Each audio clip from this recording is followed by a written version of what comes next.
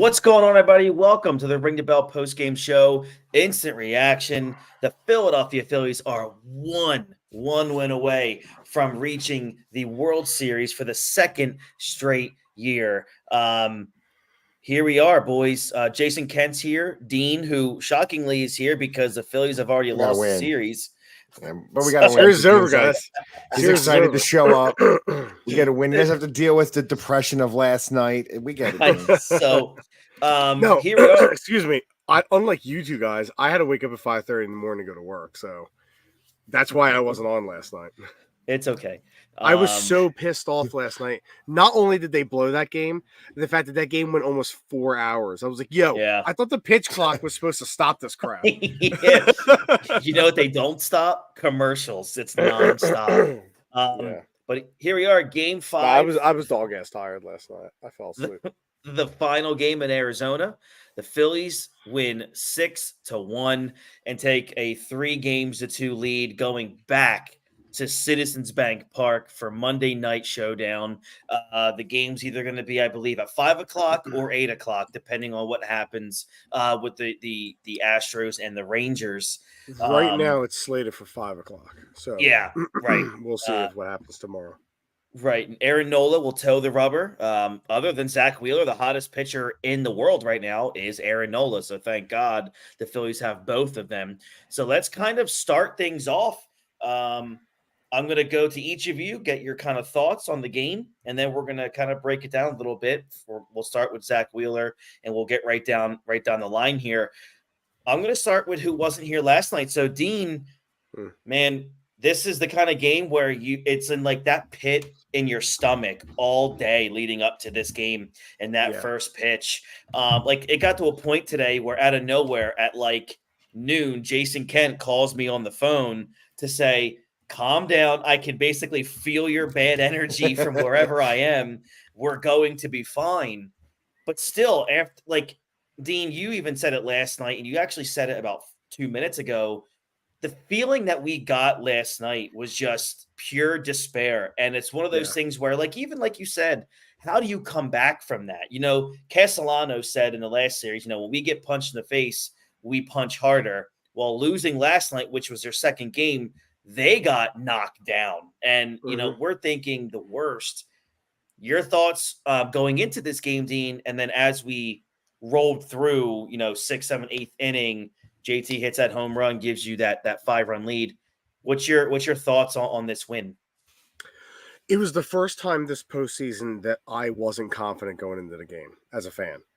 And that's why I was kind of negative about it, because coming into today, like I looked at, like I said, you guys, I looked at the other series, watching the Rangers completely choke away the ALCS. Yeah. And, well, John's too busy licking his wounds for all the shit he says about Kyle Schwarber. So, yes, he is. So he is. Let's make sure we trade Kyle Schwarber for a dude who won a Cy Young in a 60-game season. So I had going in yesterday, I was like, all right, listen, shit happens. You know what I mean? Like happened with the Braves, whatever.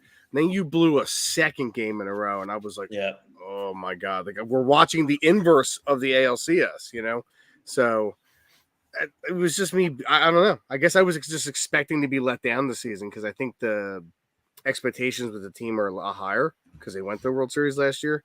So I just had this feeling in the pit of my stomach today. I was like, I think they're going to lose this damn game. Like, I really do. And I can be negative at times. I can talk shit at times. Mm-hmm. I would rather be wrong 100% of the time and on my negativity. So and you're right. I might have been wrong about this, but guess who I'm not wrong about?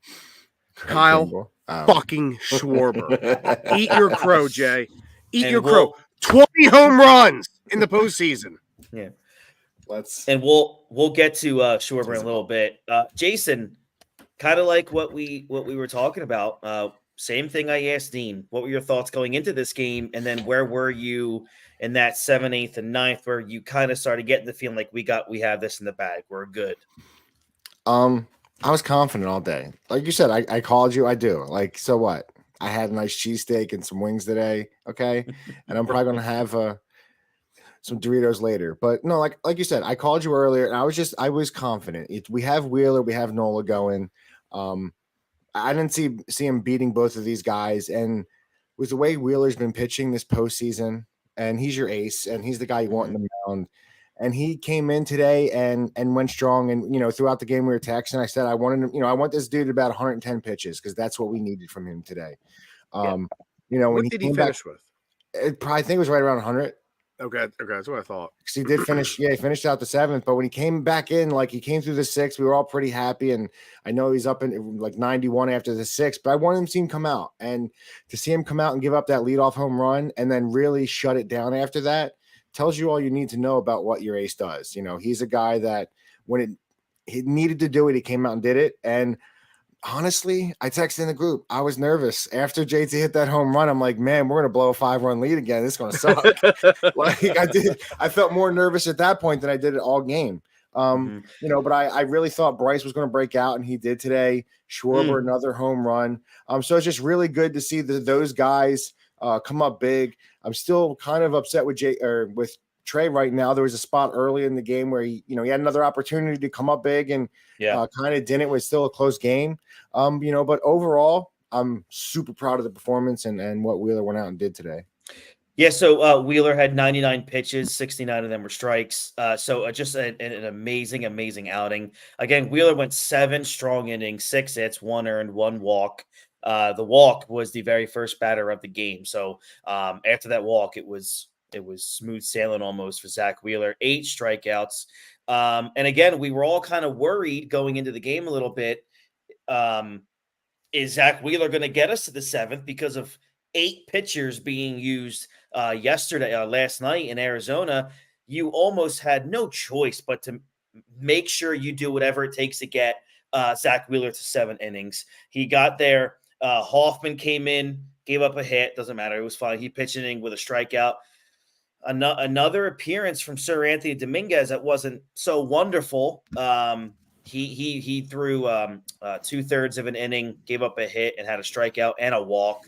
But again, and then Matt Strahm comes in. Matt Strahm comes in, a third of an inning, got that strikeout and ended the game. And it was, I was really, really happy that Alvarado wasn't used. I think it was good to get him this extra day off to bring him. I'm assuming you're going to use him on Monday. Another great thing that happened tonight was we did not need at all any chance of seeing a Ranger Suarez appearance. That could be something, again, if you're up by 1 on Monday going late in the innings, that might be who you might close with on Monday. You just don't know. Again, and like Dean said, real quick, do you do it on Monday? Are we all hands on deck on Monday? Are we trying to end this in game 6? Hands. Yes. If you're up 1 or 2, you're all hands on deck. Because like you said, Dean, if you win, you get 6 days off, or you get 5 days off. So, you still have Lorenzen deck. Hypothetically, you could, go bullpen game with T1 too. I 100% in a close game. Yeah, Rangers probably my first guy out of the bullpen in a close game. I would have used him tonight. It would be kind of cool for a Ranger to help them win the pennant for 2 years in a row. Coming out of the bullpen there. So like JT always says after each win, how many more wins are left? The Phillies got 5 wins left. However, more importantly, right now they need 1. And if the Phillies win Monday night or Tuesday night, I'm really hoping it's Monday. Yeah, me too. The Phillies will win the pennant, and for the 2nd straight year. This is just incredible. So let's kind of start it off with Zach Wheeler. Like we kind of said, but let's just still talk about it, how big of a deal this was, guys. 99 pitches. I'm a weirdo when it comes to pitch count because of how baseball has made me that way now. So, I'm sitting here looking at Wheeler throwing 18 pitches an inning, I think he threw 21, 22 pitches in the first inning. And, I see Zach Gallen have a couple quick innings there in the middle of the game in that 3rd and 4th inning, 5th inning. He was not throwing a lot of pitches and he was getting out of there. Where Wheeler was still throwing like 16, 18, 19 pitches an inning. And I'm like, my God, this has to stop or you're not going to get him to to 7 innings. But overall, Jay, your thoughts and what you saw out of Zach Wheeler, and just, I mean, my God, the velo didn't stop. I mean, he was still pumping 97 there at the end into that 7th. Your overall consensus here of what you saw out of Zach Wheeler. That's what an ace does. You know, I was a little nervous in that 6th because I thought, you know, in the early stages, he was only hit 95, and I'd said it. And then, you know, at that point, he had ended up hitting 97. But that's everything you really needed him. You needed him to do. You needed him to come out and give you 7 innings. I said 110. He's an ace. I don't care about pitch counts. You've seen this dude pitch 9 innings. I think he went earlier this season. He had a game where he went over 100 pitches. He's your guy, especially with the way Topper had to use the bullpen yesterday. You had to get Wheeler through 7. And I think Wheeler knew that. You know, he came up big, and, you know, he had some defense behind him. When they needed the big play, you know, Stott had the big play in the 6th to really get out of there. So it's one of those things that it was a real team effort all over the place. But Wheeler, you know, did what he, you know, striking people out, coming up clutch in a lot of those innings. And even in that 7th, like I said earlier, where he gave up that home run, you know, next 3 batters got out. So it's something that was really, really good to see, and something we needed from our starting pitching. We needed a shutdown inning to give this bullpen some rest. Dean, you? What was the question again? Your thoughts on Wheeler's performance? Oh, that's what I thought it was. Just want to make sure. Okay.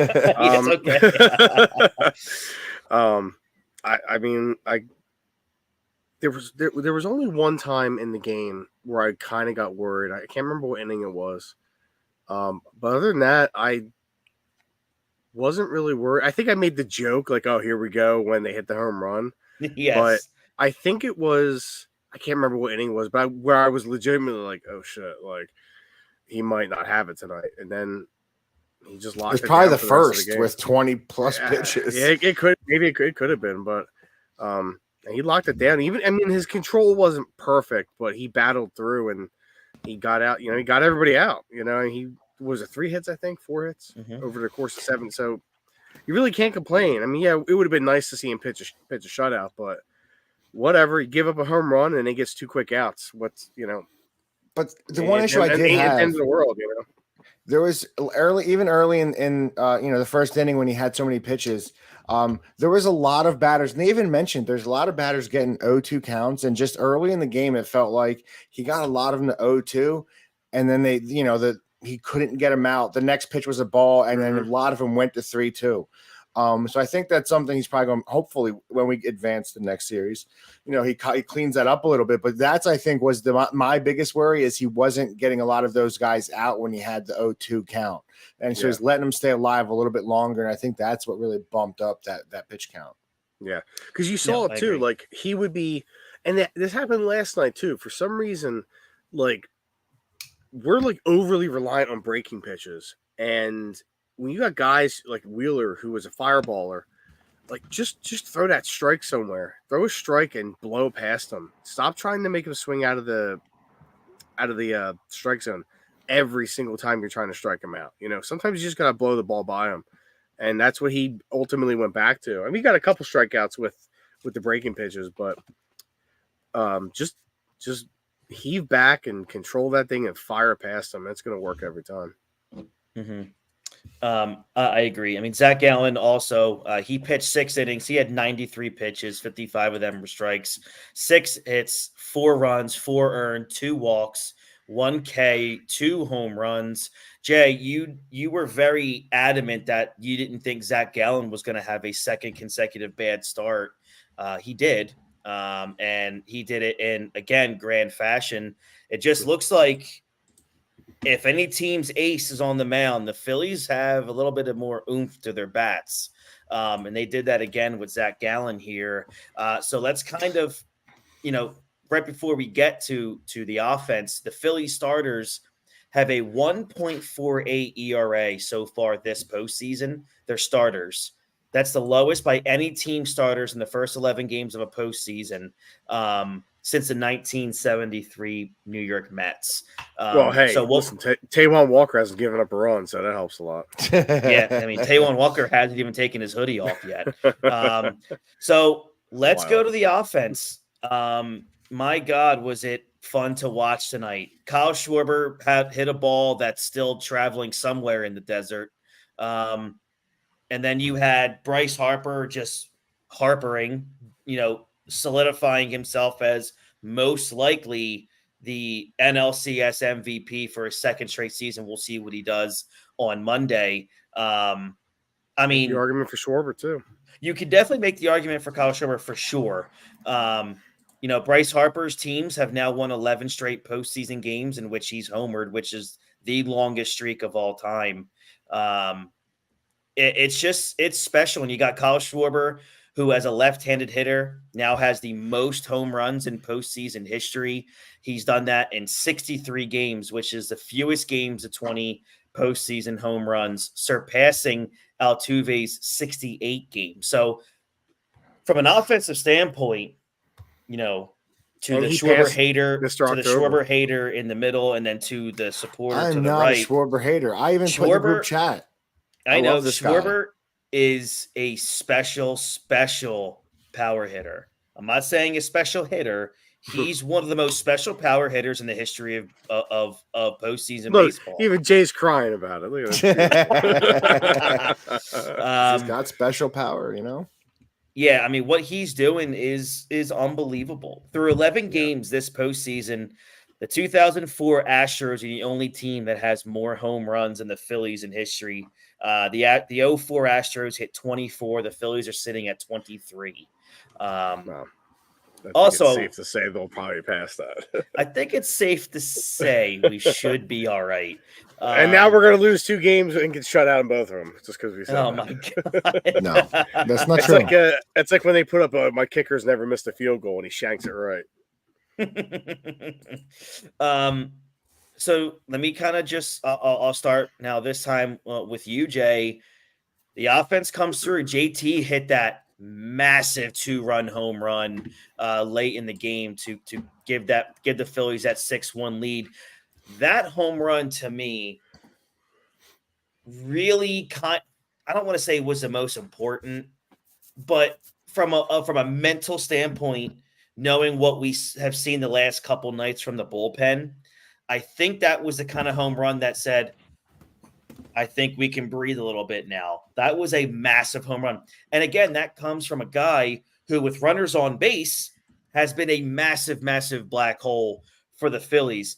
And again, and I posted this in the group, Jason Stark posted this on his Twitter after the home run about, what was so unique about that JT homer was there was a runner on base, which snapped the Phillies streak of 16 straight solo home runs, which is a postseason record. Dean, when JT hit that 2-run homer, did you kind of like myself take that, breathe that sigh of relief and saying, well, I think it might be good here? Yeah, for a couple of reasons. One, it's good to see JT get a, not just a hit, but a huge home run, because he really is struggling when guys are coming up to play. And I say it every time he comes up, he grounds into a double play, and you're just like, oh, there we go, and to see him just crush that hanging breaking ball out of the park, it was just like, okay, we don't have to worry about Kimbrel coming in tonight. We can breathe. This is pretty much in the bag. Maybe this will. I mean, JT statistically is actually having a pretty good playoff. But I think it's a little misleading because it seems like, he gets 4 at bats and 3 of them are double plays, so, but that's good for his confidence too. The fact that he just rocketed that out of the park. So, that was a big sigh of relief when that ball went out. I mean, even when he hit it, I was like, oh, this is going to score a run. I didn't actually think it was going to go out because their park is so huge and they got the humidor and all that stuff. So at least if it bounces off the wall, a run's probably scoring at that point anyway. So, and then when it went out, I was like, oh, thank God. Like, all right, I actually was like, oh, I guess I'll get ready for bed now. And I remember we had to record. Jay, how about you? How important was that JT? I mean, I'm going to start because, of your history of this entire show. I want you to start with the Schwarber homer, and then I want you to go through, Schwarber hits that big one. Then, Bryce just mashes a high fastball. And then in that later on the game, that JT homer. So take me through that succession of your feelings when Schwarber hit, then JT, then Harper, then JT closed it out. Listen, and I said the other day, right? This is why you have Schwarber leading off. And, I was at your house with last night, and this is why Schwarber is lead off, because he gets up in these moments. And he, last night he came through, and then today to lead off the sixth. And, what at that point is still a super close game.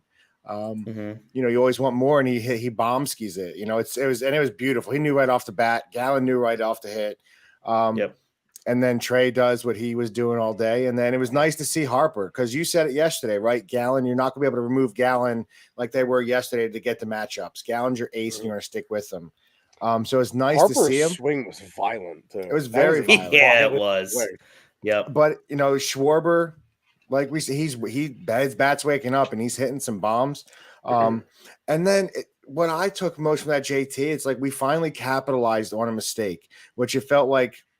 Today was big. We had I think early in the game where I wasn't expecting Arizona to try to throw for the steal, to try to do some whatever play to get, Bryce scores on it. I felt like that was a mistake.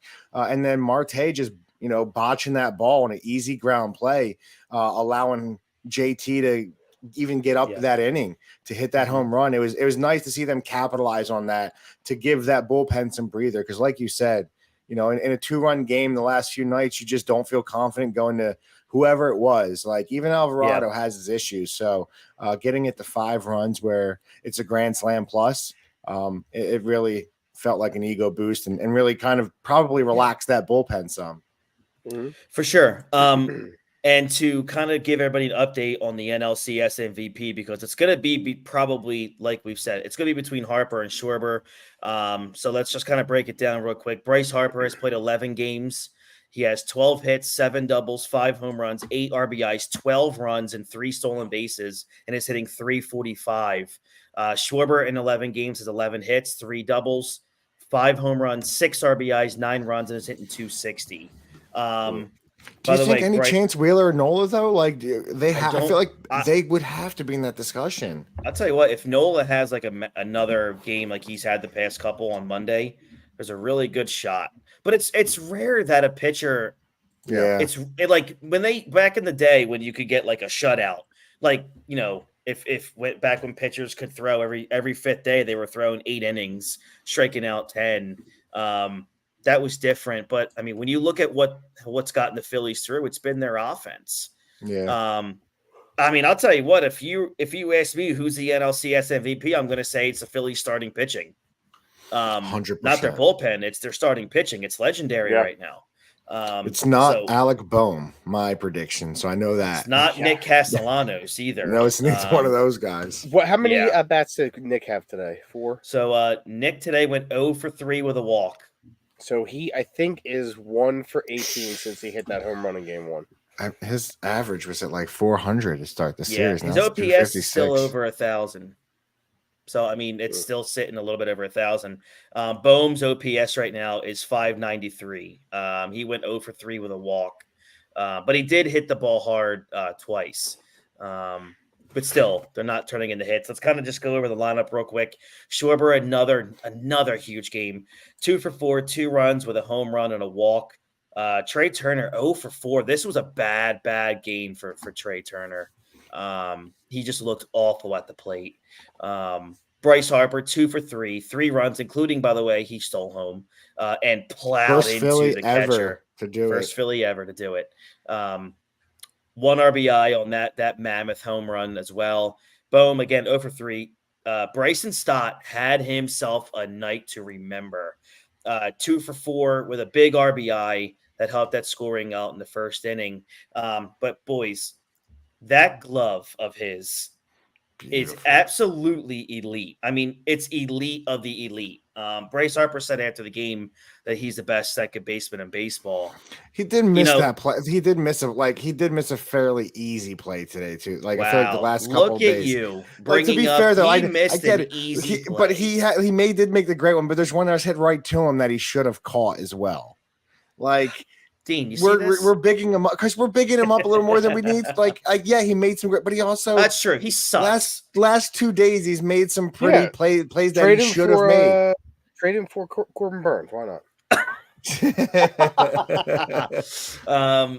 But yeah, this was again, Bryson had a huge game, and that was the kind of night that you really needed out of Bryson Stott because he just hasn't been doing it. Defensively, he's been fine, but he really needed to get that RBI today. He got himself 2 hits to kind of round out their offense. JT went 1 for 4 with that big 2-run home run. He's hitting 270 in the postseason, so JT's doing really well. Cassidy, we already talked about that. Marsh hit that really big single late in the game, opposite field against a lefty. He went 1 for 4 with a strikeout, though. Rojas, got that average over 100. He found a way to slap a single into right field to creep that batting average over 100. So overall, 6 runs on 9 hits for the Phillies tonight. And we're down to one more, gentlemen. One more game Monday night. I'm going to ask you two before we hop out of here. Let's just say I'm not going to say let's just say anything happens Monday. So as of right now, Dean, I'll start with you. Who's your NLCS MVP right now? I mean, I would love to give it to Schwarber, but I've got to say Harper. His stats are just otherworldly. They really are. I mean, listen, I would not be against, Wheeler or Nola either. If Nola pitches good Monday night, I throw their name into the ring, but Harper is just like otherworldly right now. And it was good to see him get that home run today because I think he was really, really, really like trying too hard to make contact with the ball the past 2 games. Yep, I agree. How about you, Jay? Yeah, when you went over him, you kind of have to go Harper. Like, I'd like to, if Nola comes out and pitches 7 tomorrow or 8 or Monday, and of no hit ball, you got him. There's going to be a case to be made for them. Why are we talking about how many chickens on here? I do it. I enjoy a chicken. I had some chicken skin today. It was solid, but yeah, it's going to be Harper. It's got to go live offense. Chicken. I'll see what I can do. He sacrifices live chickens. But yeah, it's going to be Harper, and I think he has I think back at home, I think he finishes the series. I think he has another big game. I think he, today he finally got back to himself. Not trying to do too much. Not going out. It's, and he had a big game. So got on base 3 times, hit a bomb. So I think he has a big game on Monday, and he wins the MVP again. Yeah, that's pretty huge. Schwarber and Harper are now tied with Jason Worth for the most home runs in Phillies playoff history with 11. And they've all done it in like half the games as Jason Worth, which is just kind of crazy. It's another thing before we get out of here, just to kind of give more credit to Zach Wheeler and his 10 career playoff starts. Wheeler's opponents have hit 164 with an on-base percentage of 211. That's 232 batters with the equivalent of a pitcher slash line, which is absolutely just filth, just pure filth. And lastly, guys, any chance do you think we see, Craig Kimbrell or Ryan Kerkering on Monday? Nope. No. Unless it's a blowout. No. Yeah. Unless it's a blowout. Like, we better be up. For Kerkering, it better be a 10-0 thing again. Yeah, I agree. All right, so again, we're gonna hop out of here. Phillies are 1 win away from the National League pennant and heading back to the World Series for a second time in a row. And if anybody is watching, listening to this, and you're going to the game Monday, man, just be even louder than you could ever imagine. And let's close this sucker out and get back to the World Series. I'm excited to see who wins between the Astros and the Rangers. My assumption is the Astros from an experience standpoint. They know how to close out these kinds of series. So I can't believe that we're going to possibly have a rematch of last year's World Series. It's just wild to me. At least we'll start it in Philly this time. Exactly, which is we can get the no hitter out of the way. We can get no hit out of the way. So yeah, we can. Yeah. All right, guys. If you do need some tickets on Monday and you're looking for them, head over to SeatGeek.com right now and use our code on the bump for $20 off your very first ticket purchase. Thank you to everybody who's been using our code over the last 2 weeks. It's a huge help to the show. Head over to Routine Baseball right now. That's routine.com, and use our code Ring the Bell for 10% off your order. And again, looking forward to Monday, everybody. Thank you so much. Dean, Jason, thank you. We'll see you guys here Monday night post game, and we'll catch you guys down the road. I'm Christy Francesco, and as always, go Phils.